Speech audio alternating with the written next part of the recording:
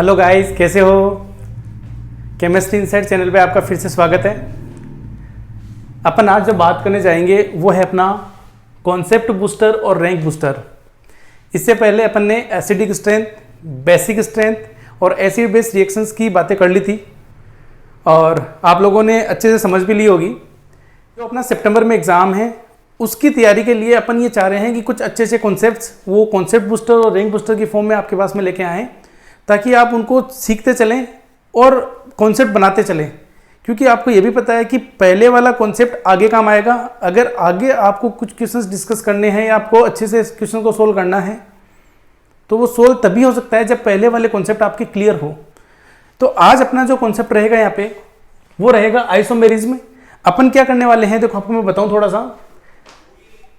अपन isomerism को कुछ part में डिवाइड करेंगे। आज अपन कॉन्स्टिट्यूशनल स्ट्रक्चरल आइसोमेरिज्म की बात करेंगे, फिर उसके बाद में अपन स्टीरियो पे आएंगे और इसी को अपन आगे कुछ टुकड़ों में, मतलब मैं बोलूँ कुछ पार्ट में अपन डिवाइड करके ही चलेंगे आगे, ठीक है। तो सबसे पहले देखो आइसोमर्स की बात करें तो अपन क्या डायरेक्ट ही आते हैं, क्योंकि ये आइसोमर्स क्या होता है, इसकी डेफिनेशन क्या होती है, वहां पर नहीं जाएंगे। आइसोमर्स को टू पार्ट में डिवाइड किया है। एक अपन बात करें कॉन्स्टिट्यूशनल आइसोमर्स की और एक बात करने जा रहे हैं यहाँ पे डिस्कस करने जा रहे हैं स्टीरियो आइसोमर्स।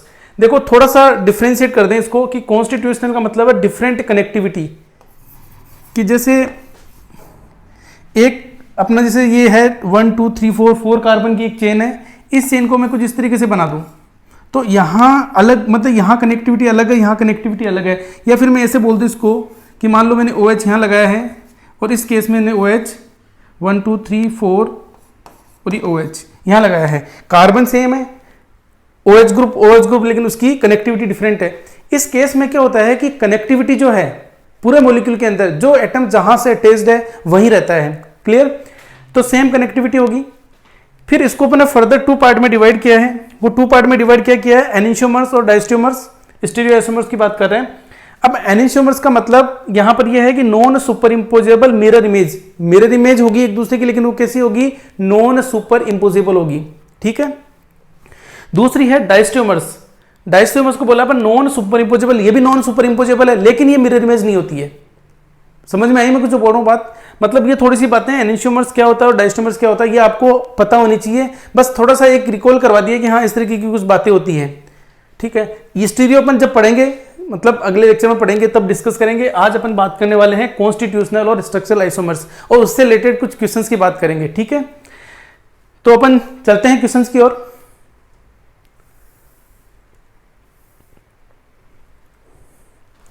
देखो क्वेश्चन नंबर फर्स्ट क्या कह रहा है, find the number of structural isomers. आपको स्ट्रक्चरल आइसोमर्स फाइंड करने हैं। अब किस तरीके से क्वेश्चन को सोल्व किया जाए, ठीक है, और फास्टली कैसे सोल्व किया जाए।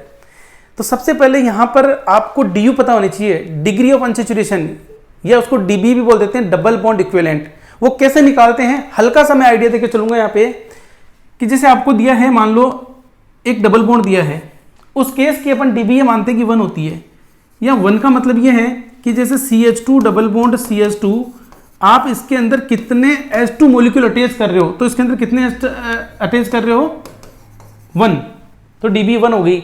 मतलब एक डबल बॉन्ड है तो 1 DB, 2 डबल बॉन्ड है तो 2 DB, एक ट्रिपल बॉन्ड है तो 2 DB, एक ट्रिपल बॉन्ड है तो उसकी DB कितनी होगी, 2, रिंग है तो कितनी DB होगी, 1।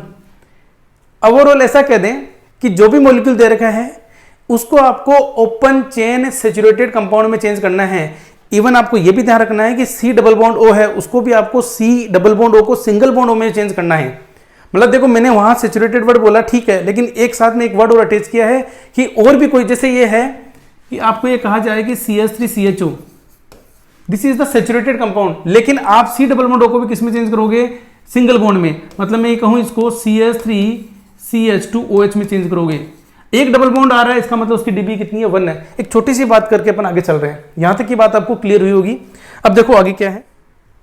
क्वेश्चन नंबर फर्स्ट है कि नंबर ऑफ स्ट्रक्चर में C4H10 दे रखा है। तो सबसे पहले तो आप ये चेक करो कि DB कितनी है। तो इसकी DB कितनी है, 0 है। मतलब इसमें किसी भी प्रकार का कोई रिंग नहीं बनने वाली है, ना ही कोई डबल बॉन्ड आने वाला है। C4H10 की बात करें तो 1 2 3 और 4 एक ये चेन बन सकती है। अब इसमें क्या कर सकते हैं, कार्बन को उठा करके 1 2 3 और ये, इसके अलावा और कुछ नहीं बनने वाला इसका।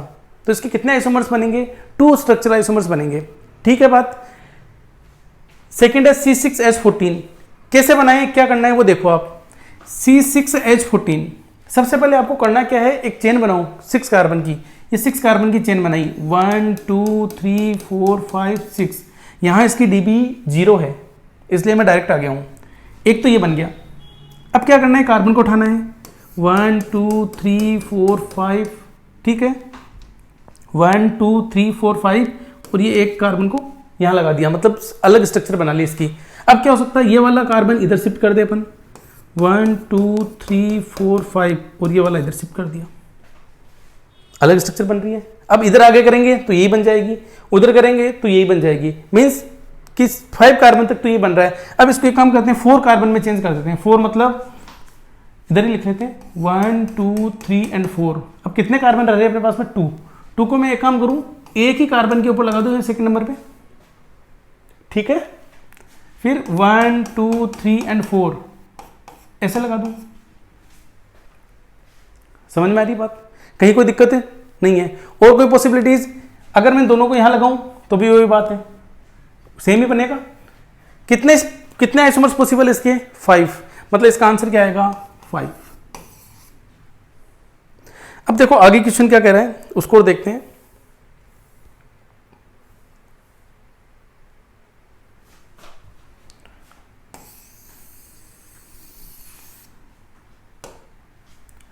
C4H9Cl, C4H9Cl। अब देखो, अब आगे समझो आप थोड़ा सा और अच्छे से क्या है क्या नहीं है। अगर आपको बोले कि C4H9Cl दे रखे हैं, ठीक है, इसका मतलब क्या हुआ, C4H9 के अगर रेडिकल्स अपन को बनाना आ रहे हैं तो अपन आराम से सब कुछ कर सकते हैं। अब रेडिकल बनाते कैसे हैं, इसके कितने आप डायरेक्ट भी याद रख सकते हो, कैसे बनाते हो देखिएगा। कार्बन कितने हैं 4, हाइड्रोजन कितने हैं 9, एक 18 है। क्या इसको मैं से मान लो एक बार के लिए कि C4H10 है, क्या है C4H10। कितने आइसोमर पॉसिबल है C4H10 के, कितने पॉसिबल है, थोड़ी देर पहले ही अपन ने डिस्कस किया था, कितने हैं 2, 1 2 3 4। एक तो ये वाला है और एक कौन सा है 1 2 3 एंड 4, ये वाला है। अब करना क्या है, एक हाइड्रोजन को उठाना है, तो बताओ यहां से अगर एक हाइड्रोजन को उठा दूं मैं इस जगह से, ठीक है, और बना लेते हैं इसके आगे। देखो 1 2 3 4, एक हाइड्रोजन को यहां से उठाया, यहां से उठाऊं तो 1 2 3 एंड 4, एक यहाँ से उठाया, इधर से उठाऊंगा मतलब यहाँ से तो यही बनेगा, और यहाँ से उठाऊंगा तो ये बनेगा, 2 बनेंगे। इस केस में बात कर लें, एक यहाँ से उठा देता हूँ 1 2 3 एंड 4, एक ये, और दूसरा 1 2 3 एंड 4 ये।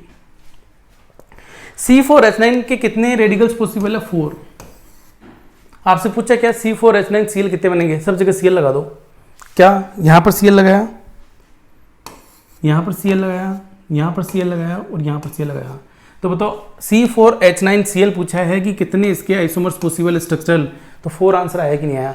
आज के बाद में आपको याद क्या रखना है कि C4H9 के कितने रेडिकल्स पॉसिबल है, 4। कौन से हैं 1 2 3 एंड 4, Cl को उठा देना यहाँ से, ये याद रखने वाली बात हो गई अच्छे से। ऐसे ही C5, अब आप बना लेना घर पे, C5H11 के आपसे पूछा जाए तो आप ये कहेंगे कि 8 रेडिकल्स पॉसिबल है।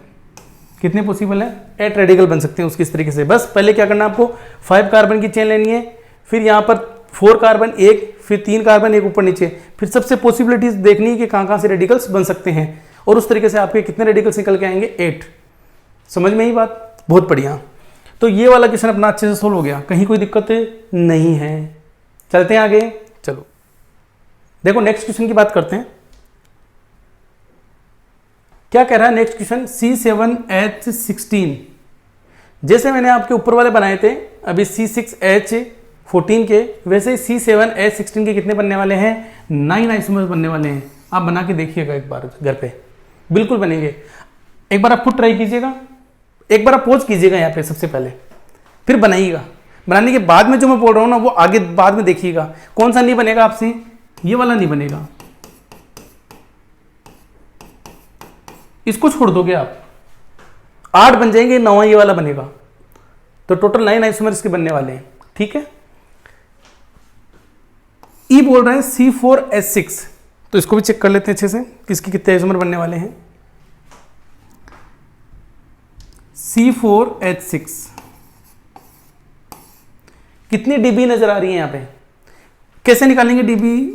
C4H10 बनाना है, मतलब कितने आपको H2 की रिक्वायरमेंट हो रही है यहाँ पे, कितने आपको H2 की रिक्वायरमेंट हो रही है। यहाँ पर C4H6 की बात कर रहे हैं, C4H6 से अपन क्या बना दिया, C4H10 बना दिया है। C4H10 के लिए कितने हाइड्रोजन की रिक्वायरमेंट हो रही है यहाँ पे, 4, मतलब 2H2, तो इसकी डीबी कितनी हो जाएगी, 2 डीबी हो जाएगी, 2 डबल बॉन्ड इक्विवेलेंट है। सबसे पहले ये चेक करो। अब इसका क्या फायदा है कि 2 डबल बॉन्ड इक्विवेलेंट निकाला है, तो अपने दिमाग में एक बात आने लग गई है। जैसे अपन ने यहाँ पर 2 डीबी निकाला है, दिमाग में ये बात आई है, वो क्या कि कोई भी स्ट्रक्चर होगी उसके अंदर 2 डीबी का मतलब क्या है कि 2 डबल बॉन्ड पॉसिबल है, पहली चीज। हाँ जी, बहुत बढ़िया। 1 ट्रिपल बॉन्ड पॉसिबल है, बिल्कुल पॉसिबल है। और क्या पॉसिबल है, 1 ring plus 1 double bond possible है, या मैं कह दूं 2 रिंग पॉसिबल है। बोलो हाँ या ना, बस इसी को देखते चलो, आंसर लिखते चलो। क्या क्या, तो देखो 2 डबल बॉन्ड पॉसिबल है, तो 4 कार्बन है, तो 4 कार्बन को पहले तो लिख लेते हैं, 1 2 3 एंड 4। पहले ये 2 डबल बॉन्ड को लेकर चल रहे हैं अपन, तो 2 डबल बॉन्ड लगा, एक यहाँ लगा दिया, एक यहाँ लगा दिया। अच्छा, 4 कार्बन के केस में अपन एक स्ट्रक्चर ये भी बना सकते हैं। 4 कार्बन तो है ना, देख लेंगे डबल बॉन्ड आ रहे कि नहीं आ रहे हैं, पहले इसको कंप्लीट कर लेते हैं, फिर उस पर चलते हैं। दूसरा 1, ये डबल बॉन्ड C और ये डबल बॉन्ड। इसके अलावा अगर इस डबल बॉन्ड को मैं यहाँ पे दूंगा तो सेम भी बन जाएगा, कुछ नहीं होगा। तो 2 स्ट्रक्चर तो एल्कीन जैसा भी है, मतलब चाहे मैं यहाँ पर इसको कुमुलेंस बोलूँ या यहाँ पे कॉन्जुगेटेड बोलूँ, ये पॉसिबल हुआ। क्या यहाँ पर 2 डबल बॉन्ड पॉसिबल है, मैं यहाँ एक डबल बॉन्ड लगा दूँ, यहाँ एक डबल बॉन्ड लगा दूँ, ये पॉसिबल नहीं है। इसका मतलब इस तरह की कोई स्ट्रक्चर नहीं बनने वाली है। क्लियर है? तो ये वाली कहानी तो अपनी क्लियर होगी कि 2 डबल बॉन्ड के केस में 2 स्ट्रक्चर बनने वाली है। फिर 1 ट्रिपल बॉन्ड, तो देखो 1 ट्रिपल बॉन्ड की बात करें तो 1 2 3 और ये 4, ये ट्रिपल बॉन्ड लग गया। दूसरा 1 2 3 एंड 4, ये ट्रिपल बॉन्ड लग गया। क्या इसको उधर लगाऊंगा ट्रिपल बॉन्ड को तो सेम ही बनेगा, मतलब 2 ट्रिपल बॉन्ड, एक ट्रिपल बॉन्ड से ये 2 स्ट्रक्चर बनने वाली है यहाँ पे।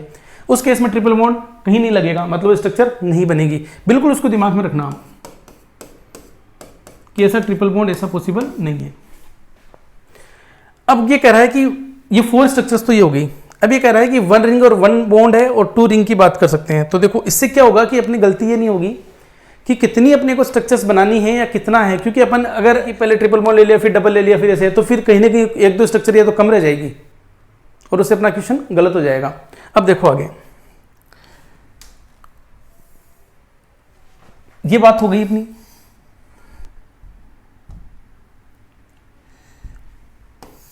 अब 1 रिंग और 1 डबल बॉन्ड की बात करें। 1 रिंग का मतलब है 4 कार्बन है, ये 4 कार्बन है। तो रिंग की बात कर ले तो एक रिंग तो ये बन सकती है और एक रिंग ये बन सकती है। इसमें बात करें डबल बॉन्ड की, अच्छा एक कार्बन और आएगा यहाँ पे, तो यहाँ पर डबल बॉन्ड ये, इसके अलावा कहीं डबल बॉन्ड आया तो एक जैसी बात होगी। लेकिन इस केस में एक डबल बॉन्ड ये आ सकता है, दूसरा वाला बोलो, दूसरा वाला कहाँ आ सकता है, यहाँ आ सकता है, और एक और कहाँ आ सकता है, यहाँ आ सकता है। समझ में आई बात? समझ में आई? बिल्कुल समझ में आई। 1 ring 1 double bond, 1 ring 1 double bond, 1 ring 1 double bond, 1 ring 1 double bond और 1 रिंग 1 डबल बॉन्ड, बस। इसके अलावा कोई पॉसिबिलिटीज है तो देख लो, अगर डबल बॉन्ड यहाँ लगाओगे तो वही बात है। क्लियर है? अब ये कह रहा है 2 रिंग। अब 2 रिंग कैसे पॉसिबल है, तो 4 कार्बन और इस तरीके से मैं बात कर लूँ तो बताओ 2 रिंग बनी कि नहीं बनी। तो टोटल कितनी स्ट्रक्चर बन गई की, कितनी स्ट्रक्चर्स बन गई टोटल, 1 2 3 4 5 6 7 8 9। तो आपसे ये बोले हैं कि कितनी स्ट्रक्चर्स पॉसिबल है इसकी, 9 structures. Structural isomer possible for this compound C4H6, exam में पूछा हुआ है C4H6 के कितने स्ट्रक्चरल आइसोमर पॉसिबल है, तो कितने हैं इसके, 9। अब आपसे देखो ये बात पूछ ले कि साइक्लिक कितने हैं, तो आंसर 5 आएगा कि नहीं आएगा। साइक्लिक कितने हैं, 5 है, जिसमें एक बाईसाइक्लिक है, बाकी सारे मोनोसाइक्लिक है। क्लियर है बात? तो ये छोटी सी चीज थी, ज्यादा हार्ड नहीं थी। एक क्वेश्चन और है अपना, वो है C5H12O। कौन सा है, C5H12O। इसके 2 डिग्री एल्कोहल पूछे हैं।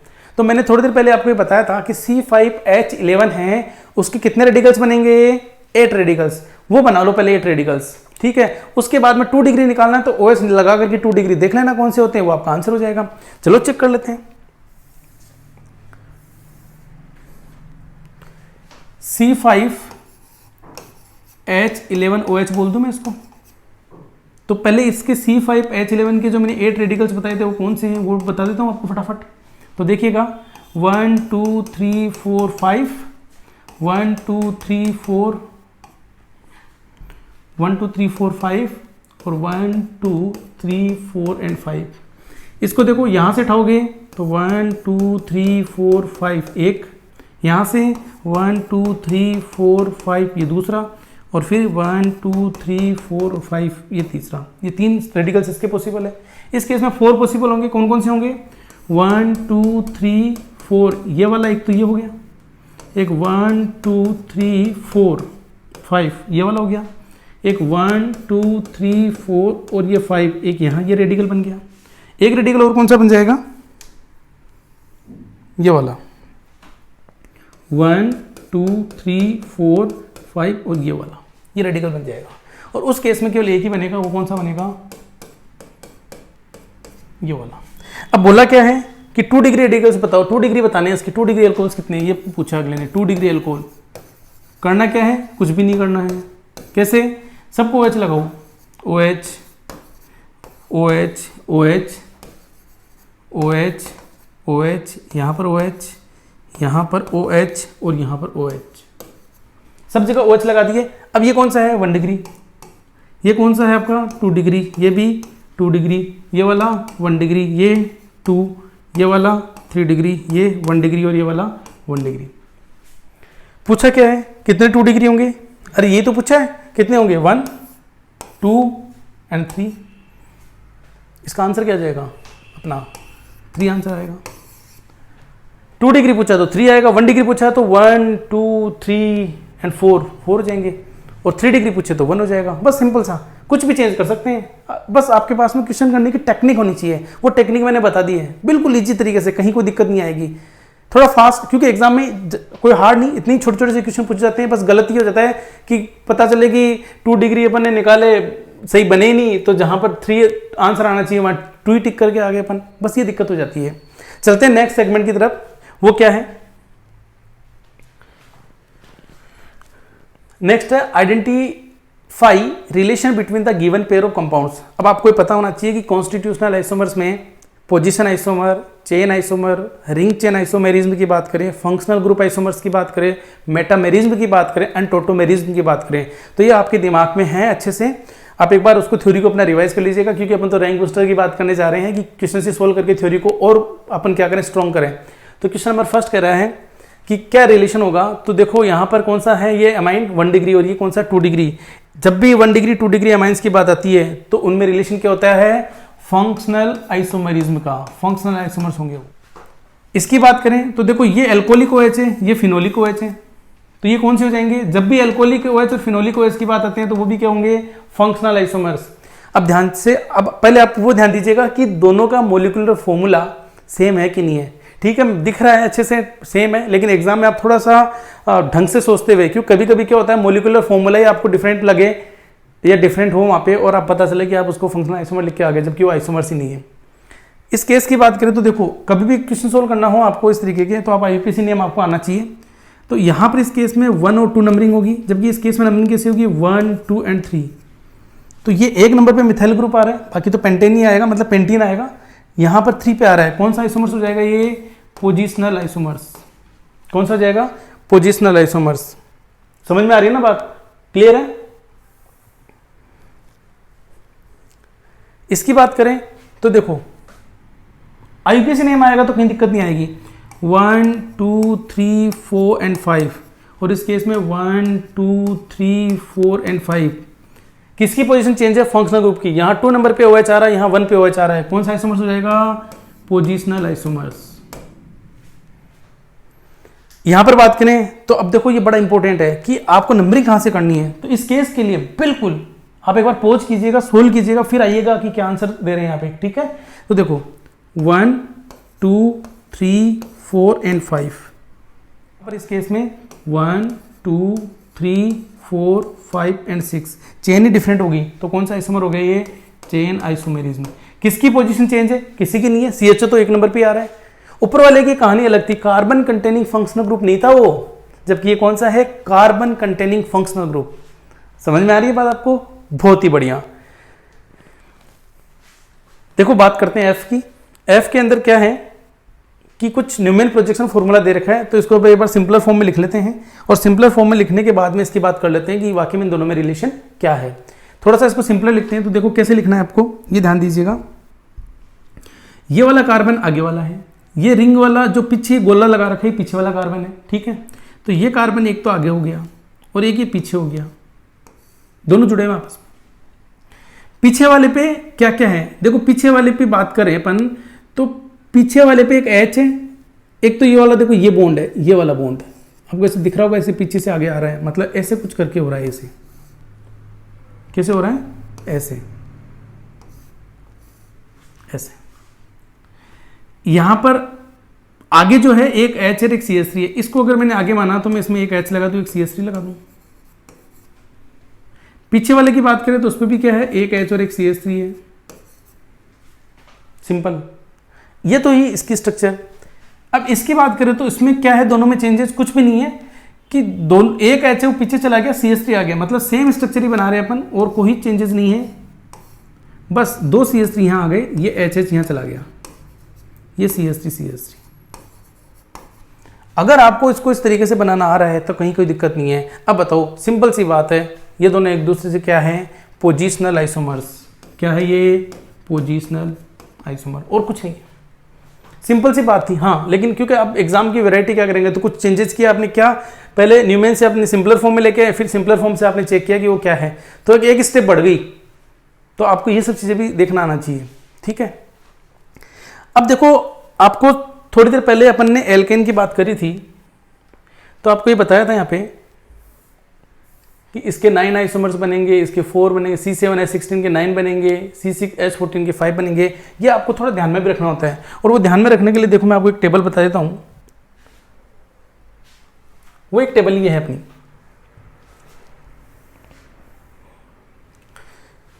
थोड़ा सा ध्यान दीजिएगा। Number of constitutional isomers for various alkanes, उसमें मोलिकुलर फॉर्मूला और नंबर ऑफ कॉन्स्टिट्यूशनल आइसोमर्स दे रखे हैं। C4H10 के 2 होंगे, आप बना के चेक कर लीजिएगा एक बार, फिर बाद में याद ही रख लीजिएगा। C5H12 के 3, C6H14 के 5, बिल्कुल अपने 5 बनाए थे। C7H16 के 9, मैंने आपको बता भी दिया था कि 9 बनेंगे। एक कौन सा बनेगा जो आपसे नहीं बनने वाला है, कि 5 कार्बन और जो थर्ड वाले पे 2 कार्बन आएंगे, ठीक है। C8H18 के 18 बनेंगे। C9H20 के कितने बनने वाले हैं? 35 बनने वाले हैं। C10H22 के कितने बनने वाले हैं? 75। आपको यहाँ तक याद रखना है, आगे याद नहीं रखना है, क्योंकि इतना तो एनसीईआरटी में भी दे रखा है और आपको याद होना भी चाहिए।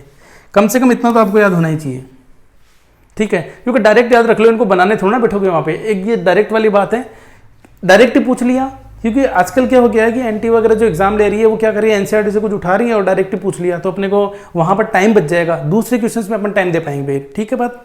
चलो बहुत बढ़िया, मजा आया होगा आपको। आगे अपन स्टीरियो पढ़ने वाले बहुत ही धमाकेदार तरीके से, और उसके क्योंकि उससे पहले आप जितनी भी स्टीरियो की थ्योरी वो पढ़ लीजिएगा। अपन केवल और केवल किसकी बात करने वाले हैं? अच्छे क्वेश्चंस की और कॉन्सेप्ट की ही बात करने वाले हैं, ठीक है।